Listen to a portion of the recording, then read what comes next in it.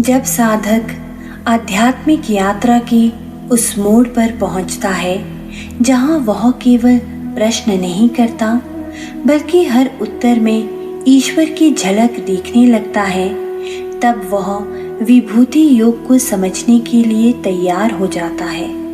अध्याय 10 के इस अंतिम खंड में श्री कृष्ण हमें अपने विराट स्वरूप की विभूतियों का विस्तार से दर्शन कराते हैं।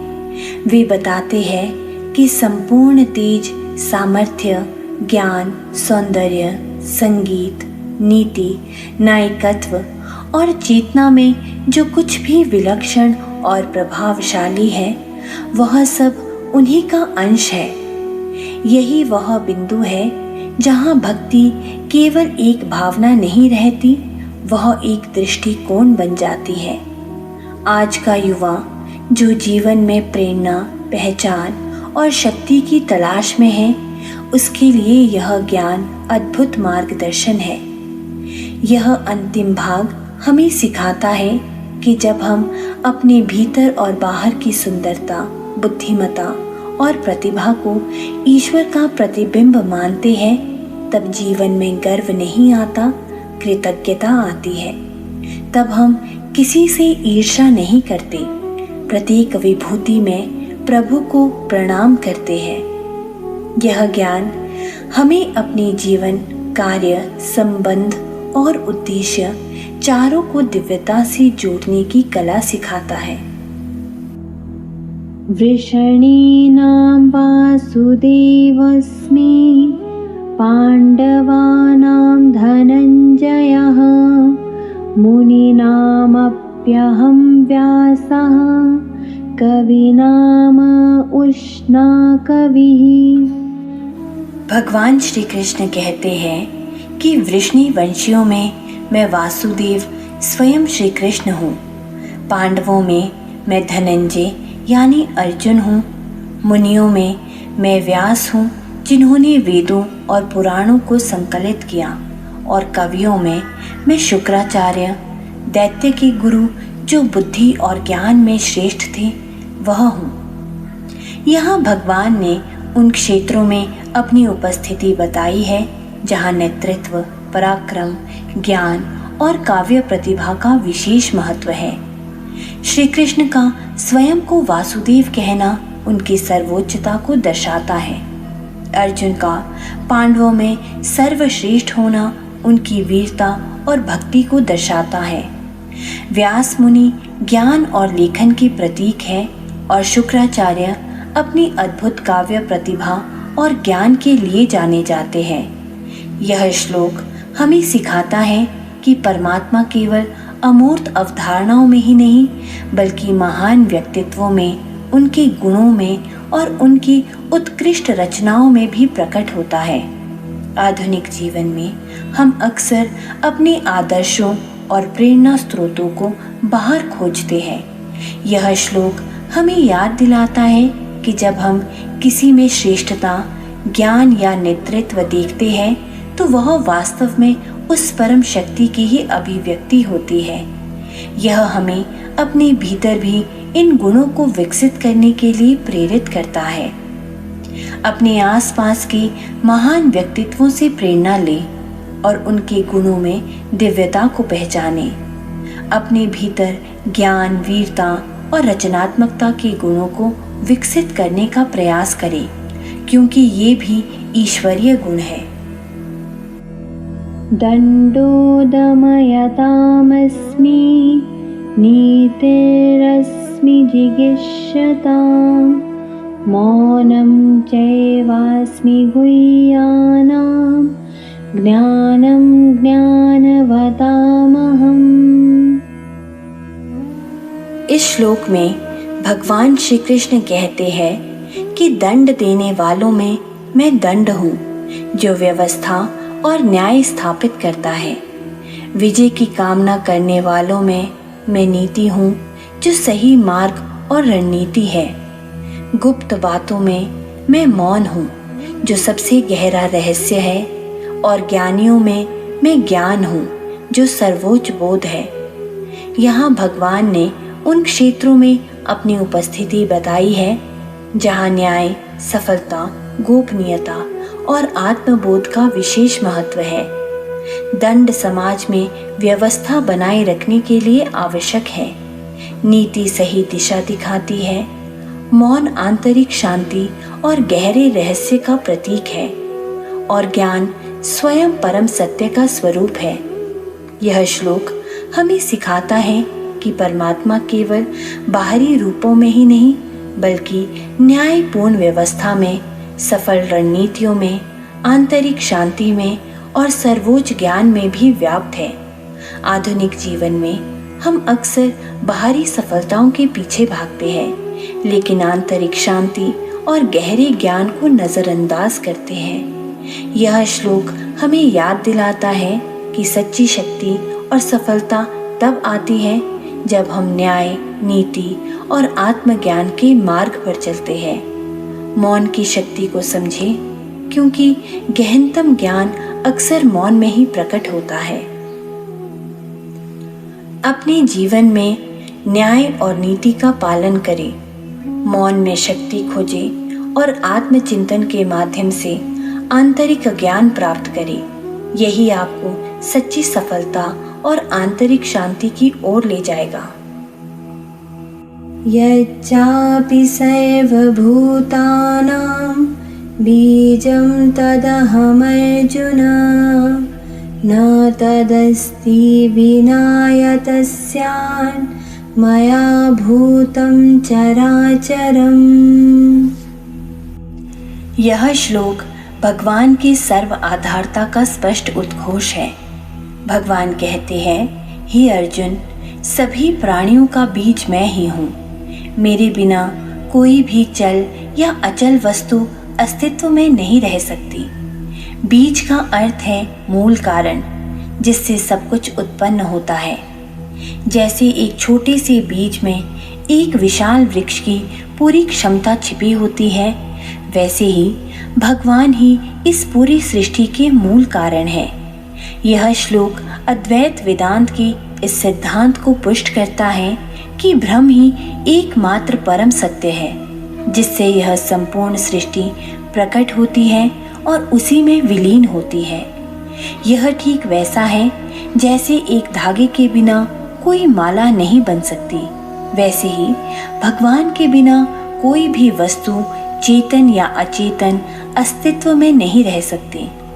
आधुनिक जीवन में हम अक्सर अपने आप को और हर चीज को अलग अलग इकाइयों के रूप में देखते हैं। यह श्लोक हमें याद दिलाता है कि हम सभी एक ही परम स्रोत से जुड़े हुए हैं। जब हम इस बात को समझते हैं तब हमारा अहंकार कम होता है और हम हर चीज में एक गहरी एकता और संबंध का अनुभव करते हैं। यह समझ हमें दूसरों के प्रति अधिक करुणा और प्रेम से भर देती है। अपनी और हर वस्तु के मूल में उस परम शक्ति को पहचानें। आप और आपके आसपास सब कुछ उसी दिव्य बीज से उत्पन्न हुआ है। इस एकता को समझकर आप जीवन में अधिक प्रेम और शांति का अनुभव करेंगे। नान्तोऽस्ति मम दिव्यानां विभूतीनां परन्तप एष तुद्देशतः प्रोक्तो विभूतिर्विस्तरो मया। भगवान श्री कृष्ण एक बार फिर अपनी असीमता पर जोर देते हैं।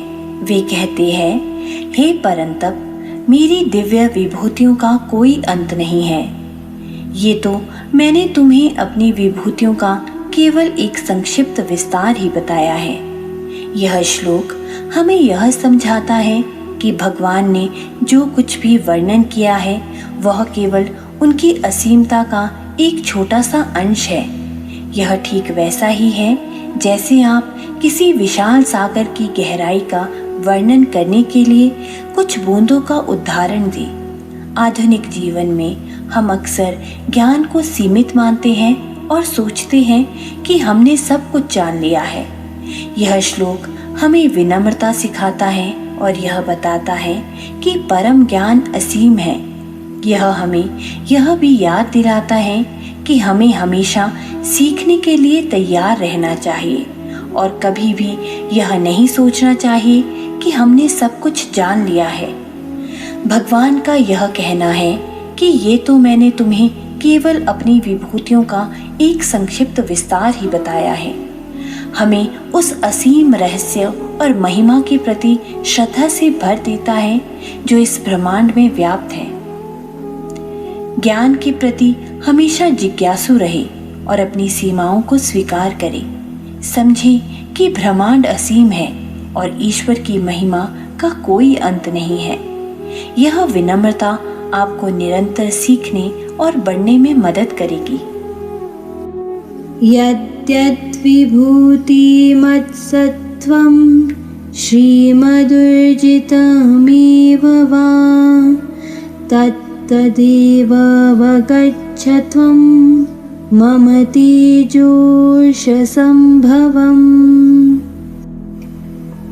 यह श्लोक भगवान की सर्वव्यापी श्रेष्ठता का निचोड़ है। भगवान कहते हैं, जो कुछ भी ऐश्वर्यशाली यानी शक्तियों से युक्त, श्रीयुक्त, सौंदर्य और समृद्धि से युक्त या तेजस्वी, शक्ति और ओज से युक्त है, उस सबको तुम मेरे तेज के अंश से उत्पन्न हुआ ही जानो। यहाँ भगवान स्पष्ट कर रहे हैं कि जहाँ कहीं भी आप महानता, सौंदर्य, शक्ति या किसी भी प्रकार की उत्कृष्टता देखते हैं, वह सब उन्हीं की दिव्य ऊर्जा का एक छोटा सा अंश है। यह ठीक वैसा ही है जैसे सूर्य की किरणें हर जगह फैलती है और हर वस्तु को प्रकाशित करती है, वैसे ही भगवान का तेज हर श्रेष्ठ चीज में अभिव्यक्त होता है। आधुनिक जीवन में हम अक्सर दूसरों की सफलता या सुंदरता को देखकर ईर्ष्या करते हैं या असुरक्षित महसूस करते हैं। यह श्लोक हमें सिखाता है कि हमें हर व्यक्ति, हर वस्तु और हर परिस्थिति में उस परम शक्ति की अभिव्यक्ति को देखना चाहिए। जब हम ऐसा करते हैं तो हम दूसरों की महानता में भी दिव्यता देखते हैं और हमारे भीतर कृतज्ञता और आनंद का भाव उत्पन्न होता है। यह हमें अपने भीतर भी उसी दिव्य अंश को पहचानकर उसे विकसित करने के लिए प्रेरित करता है। अपने आसपास की हर श्रेष्ठता, हर सौंदर्य और हर शक्ति में ईश्वर की उपस्थिति को पहचानें। ईर्ष्या छोड़कर दूसरों की महानता में भी दिव्यता को देखें। यह आपको जीवन के प्रति अधिक सकारात्मक और कृतज्ञ बनाएगा। अथवा बहुनयतेन किं ज्ञातेन तवार्जुन विष्टभ्याहमिदं कृत्स्नम् एकाशेन स्थितो जगत्। यह अध्याय का अंतिम और सबसे गहरा श्लोक है। भगवान श्री कृष्ण अर्जुन से कहते हैं, हे अर्जुन, इतना सब जानने से तुम्हें क्या लाभ। और वे अंतिम और सबसे महत्वपूर्ण बात कहते हैं कि मैं इस सारे जगत को अपने एक अंश मात्र में धारण करके स्थित हूँ। यह श्लोक भगवान की असीम और अविश्वसनीय शक्ति का चरम प्रमाण है। उन्होंने इतनी सारी विभूतियों का वर्णन किया, लेकिन फिर भी कहते हैं कि ये सब केवल उनके एक छोटे से अंश की अभिव्यक्ति है। यह उस विशाल समुद्र के समान है जिसकी एक बूंद में भी सागर का पूरा स्वाद होता है, लेकिन वह एक बूंद पूरे सागर का प्रतिनिधित्व नहीं करती। यह वेदांतिक सिद्धांत पादो अग्नि विश्व भूतानि त्रिपादस्यामृतम देवी, यानी उसके 1/4 अंश में यह सारा विश्व है, 3/4 अमृत रूप में देवी में है को दर्शाता है। आधुनिक जीवन में हम अक्सर बहुत सारी जानकारी इकट्ठा करने में लग जाते हैं, लेकिन उस ज्ञान का सार नहीं समझते। यह श्लोक हमें सिखाता है कि हमें सार्वभौमिक सत्य के एकीकरण पर ध्यान देना चाहिए, ना कि केवल सतही विवरणों पर। यह हमें यह भी याद दिलाता है कि ब्रह्मांड की विशालता और परमात्मा की शक्ति इतनी असीम है कि उसे पूरी तरह से समझना हमारी मानवीय बुद्धि के लिए असंभव है। हमें बस यह जानना पर्याप्त है कि वह परम शक्ति हर चीज का आधार है और हम स्वयं भी उसी का अंश है। ज्ञान के सागर में डूबने के बजाय उसके सार को समझे, जाने कि यह संपूर्ण ब्रह्मांड उस परम शक्ति के एक छोटे से अंश से ही धारण किया गया है। यह समझ आपको अनावश्यक जटिलताओं से मुक्त करेगी और आपको उस परम सत्य से जोड़े रखेगी। इन अंतिम श्लोकों में श्री कृष्ण जैसे समस्त ब्रह्मांड की झलक अर्जुन के हृदय में उतार देते हैं। वे कहते हैं, हे अर्जुन, जो कुछ भी तेजस्वी है, प्रभावशाली है, विलक्षण है, वह मेरा ही अंश है। लेकिन यह सब जानकर भी यह मेरी संपूर्ण महिमा नहीं है। यह तो बस एक छोटा सा प्रकाश है मेरे अनंत स्वरूप का। यह ज्ञान हमारे भीतर विस्मय और विनम्रता दोनों को एक साथ जगाता है। यह हमें अहंकार से मुक्त करता है और भक्ति में गहराई देता है। अब हम किसी को देखकर ईर्ष्या नहीं करते, बल्कि कहते हैं यह भी भगवान का ही प्रकाश है। अब हम अपने गुणों पर गर्व नहीं करते, बल्कि कृतज्ञ होते हैं कि भगवान ने हमें अपने अंश का अनुभव कराया। विभूति योग का यह शिखर बिंदु हमें सिखाता है कि ईश्वर को मंदिर में मत बांधो। वे तुम्हारी बुद्धि में भी है, तुम्हारी वाणी में भी, तुम्हारी प्रयास, सफलता, करुणा और नेतृत्व सब में उन्हीं की झलक है। और जब हम यह जान जाते हैं तो जीवन स्वयं एक मंदिर बन जाता है और हर कर्म एक पूजा। जब किसी के जीवन में ज्ञान, शक्ति और करुणा एक साथ जाग जाए, तब वह व्यक्ति केवल मनुष्य नहीं, एक दिव्य प्रकाश बन जाता है। यही है विभूति योग का रहस्य। अध्याय 10 में श्री कृष्ण हमें यह नहीं बताते कि ईश्वर को केवल ध्यान में खोजो, बल्कि यह भी सिखाते हैं कि हर विलक्षणता, हर सौंदर्य, हर प्रेरणा और हर श्रेष्ठता में ईश्वर की एक झलक है। श्री कृष्ण यह स्पष्ट करते हैं कि जब भी तुम किसी को बुद्धिमान देखो, किसी को शूरवीर देखो, किसी को प्रेम में महान देखो, तो जान लो वह मैं ही हूँ, उस रूप में प्रकट। यह अध्याय हमें एक नई दृष्टि देता है। अब हम जीवन को केवल मैं और तू की दृष्टि से नहीं, बल्कि सब में वही की दृष्टि से देखने लगते हैं। यह दृष्टिकोण हमारी ईर्ष्या को भक्ति में, अहंकार को विनम्रता में और साधारण जीवन को दिव्य उत्सव में बदल देता है। जब हम जान जाते हैं कि ईश्वर केवल किसी एक स्थान पर नहीं, बल्कि हर प्रतिभा, हर गुण, हर चेतना में व्याप्त है, तब हमारा जीवन भी उनकी एक जीवंत विभूति बन जाता है। यही है विभूति योग, ईश्वर को बाहर नहीं, हर भीतर में पहचानना। जय श्री कृष्ण।